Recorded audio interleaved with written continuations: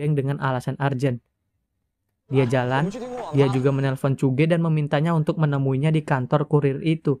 Di sini Shobe juga memintanya untuk mencarikan kursi roda. Cuge yang agak bingung lalu hanya iya-iya aja. 楚大侠，你现在能不能帮我？我救急了，楚大侠，一定要送到啊！快啊，快啊，快啊！大哥，你什么？那边，那边，那边，前面右转。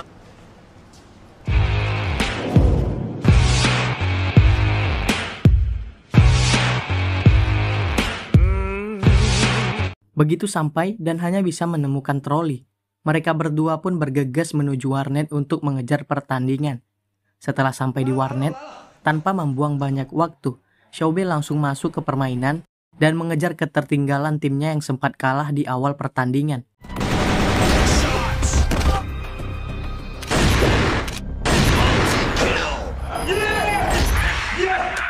Sementara itu, di saat yang bersamaan, ayahnya yang sudah selesai dengan misinya, sudah balik ke kantor dan mendapati Shobe tidak ada di sana. Dia pun segera menyusulnya ke warnet untuk membawanya kembali. Namun begitu sampai di warnet dan melihat anaknya sangat antusias bermain bersama timnya.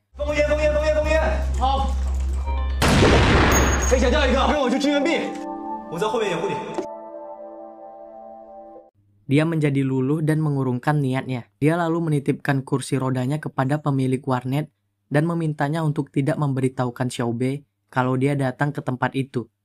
Lalu bersamaan dengan dirinya yang baru mau keluar, tim Continue pun memenangkan pertandingan. Inilah pertama kali dia melihat Shobe bahagia setelah kepergian kakaknya 11 tahun silam.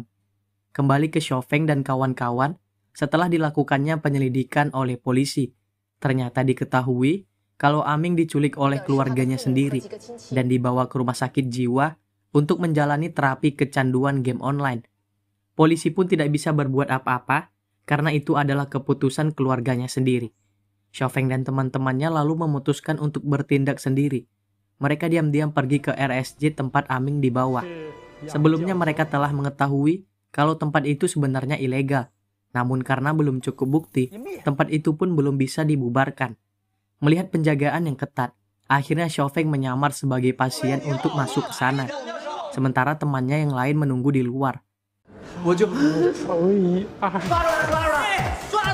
Setelah berhasil mengantarkannya, di dalam, dia melihat pasien-pasien yang malah jadi agak error akibat dicuci otak oleh dokter di sana.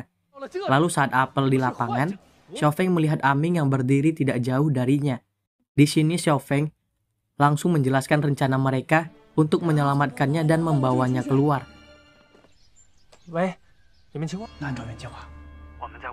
Singkat cerita, Shofeng berniat membuat kekacauan di sana dengan memprovokasi pasien-pasien yang lain. Namun dokter yang sadar akan tujuan Shofeng langsung memerintahkan anak buahnya untuk membius Shofeng.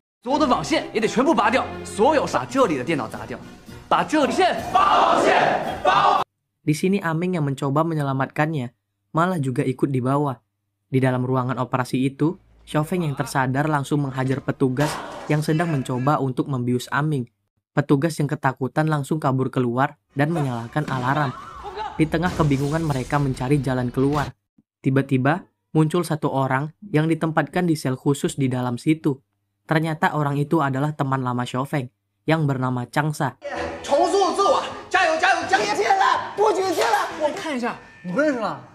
Diceritakan dulu dia adalah satu-satunya sniper yang bisa menyaingi Shofeng sebelum akhirnya menghilang entah kemana. Nah di sini ternyata dia telah menjalani proses cuci otak yang sangat parah sehingga menyebabkan dia jadi parno. Namun setelah diingatkan tentang persaingannya dengan Shofeng, dia akhirnya mengenalinya dan mau diajak keluar dari tempat itu. Disinilah rencana pelarian mereka dimulai.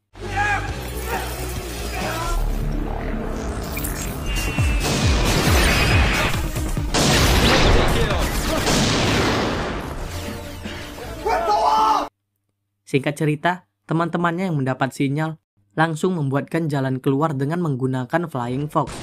Mereka akhirnya bisa keluar dan kabur dari sana. Singkat cerita, malam pun tiba. Mereka akhirnya sampai di rumahnya Shofeng. Changsa yang masih trauma tampak kebingungan.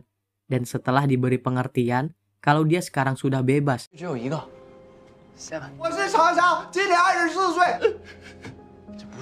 Beralih ke Xiaobei di tahun 2019.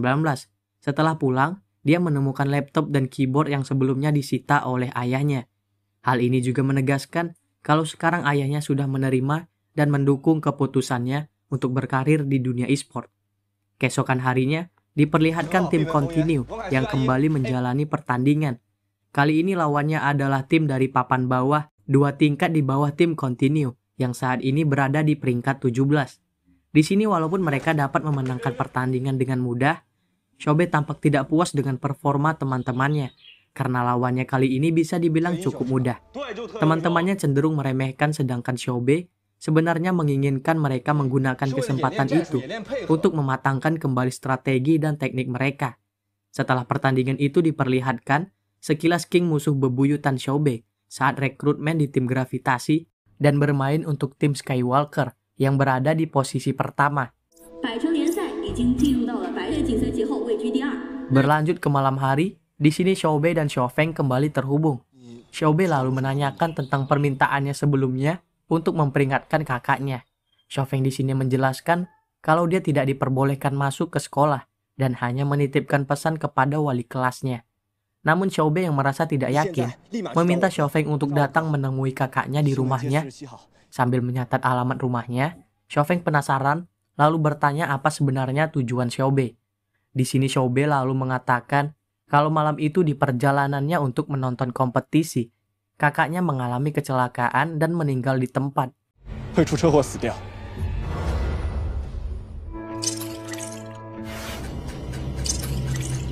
Xiaofeng ia merasa tidak enak. Akhirnya keesokan harinya, dia menuruti Xiaobei dan pergi ke rumahnya. Di sana, dia bertemu dengan Xiaobei kecil dan kakaknya. Walaupun Xiaofeng sudah berusaha untuk memperingatinya, namun dia tetap tidak dihiraukan, dan berhubung siang itu ada pertandingan, maka dia pergi meninggalkan rumah Xiaobei. Berlanjut ke warnet tempat timnya janjian bertanding. Di sini tim OneCoin akhirnya menggunakan satu pemain cabutan karena timnya masih belum menemukan pemain pengganti yang keluar kemarin. Dan dikarenakan permainannya yang nggak bisa sinkron, tim OneCoin lalu kalah di babak pertama.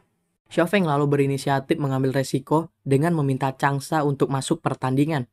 Walaupun awalnya sempat ragu, keyakinan Xiaofeng akhirnya terbukti. Ternyata Changsa masih memiliki skill di atas rata-rata. Dan akhirnya, tim OneCoin bisa memenangkan pertandingan. Changsa, 你换小沙。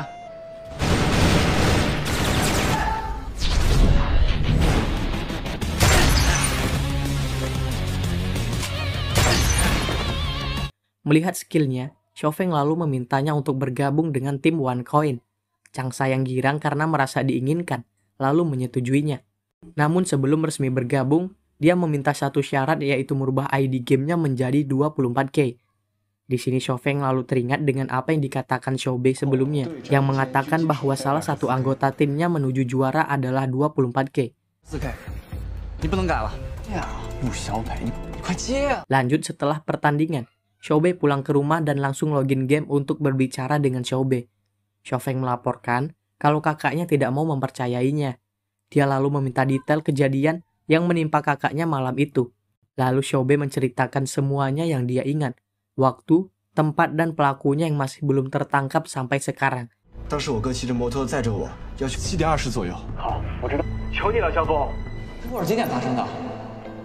Xiaofeng lalu memutuskan kalau dia akan menghentikannya dengan cara lain.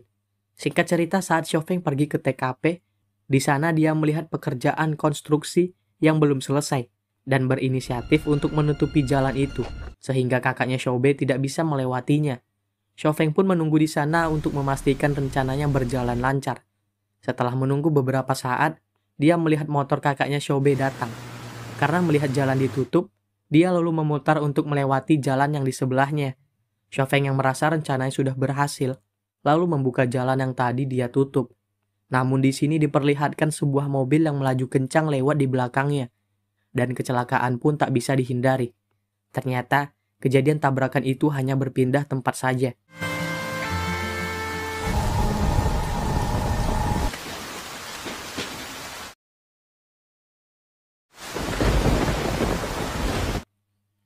Sementara itu diperlihatkan di tahun 2019, fakta-fakta tentang kejadian itu telah berubah. Di sini Xiaobei menyadari kalau dia dan Xiaofeng tidak bisa mencegah kejadian itu.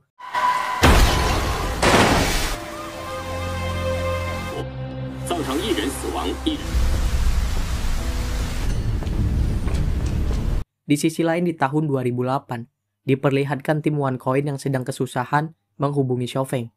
Padahal mereka ada jadwal bertanding untuk babak semifinal. Di sini Su Weng juga baru datang, langsung menyuruh mereka bermain. Karena kekurangan satu pemain, tim OneCoin lalu memanggil satu pemain cabutan lagi. Dan di sini Su Wei yang kurang pede karena nggak ada Xiaofeng, terlihat berbuat curang dengan memasang flash disk, yang dicurigai berisi cheat yang bisa membuatnya menembak menembus tembok. OneCoin pun akhirnya bisa menang.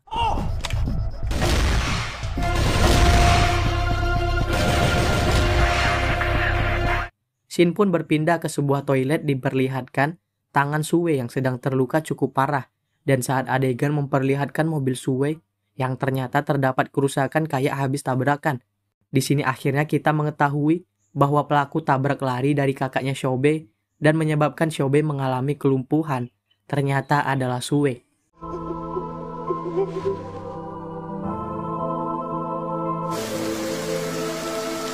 Lanjut, Xiaofeng jadi agak tertekan karena kejadian kecelakaan itu dan membuat sikapnya berubah.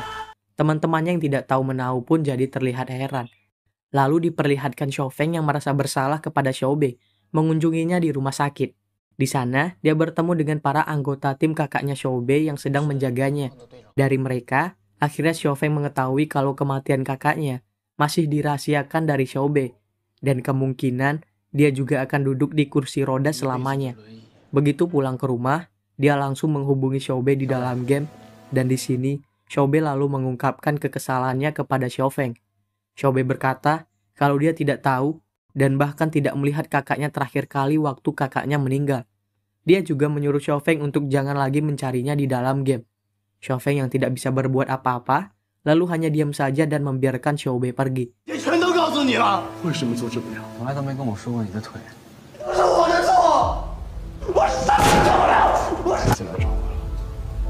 Beralih ke tahun 2019, di sekolah Xiaobei terlihat bad mood karena kejadian semalam, dan ditambah beberapa hari sebelumnya, dia juga tidak sengaja mendengar Cuge berkata kalau dia tidak menyukainya, yang sebenarnya itu cuma salah paham aja. Hal itu membuatnya jadi agak kesal kepada Cuge. Lalu diperlihatkan mereka berdua dipanggil ke ruangan kepala sekolah lagi. Ternyata mereka dituduh saling nyontek karena jawaban Cuge hampir sama dengan Xiaobei. Xiaobei yang sebelumnya semangat membela Cuge. Di sini malah terlihat tidak peduli dan tidak menyangkal tuduhan kepala sekolah. Wali kelasnya lalu mengusulkan untuk mengadakan tes ulang untuk Cuge. Dan ternyata hasilnya Cuge memang benar-benar bisa mengerjakan soal tersebut. Shin pun berlanjut ke tim Continue. Diperlihatkan di sini mereka baru menerima berita resmi tentang turnamen dan hadiah tahun ini yang nilainya mencapai $1 juta lebih. Sementara itu di sisi lain, tim OneCoin juga diperlihatkan baru menerima kabar yang sama. Namun di sini Xiaofeng yang tampak sedang memikirkan hal lain dan tidak peduli dengan hadiah yang ditawarkan, dia lalu memutuskan untuk pergi keluar rumah. Di sini ternyata dia mau menuju ke rumah sakit di mana Xiaobei dirawat dan menemuinya yang betulan lagi ngamuk ke suster-suster di sana karena tidak diperbolehkan untuk melihat kakaknya. Xiaofeng lalu berinisiatif mengajaknya ke rumah duka agar dia bisa berpamitan dengan kakaknya untuk terakhir kalinya.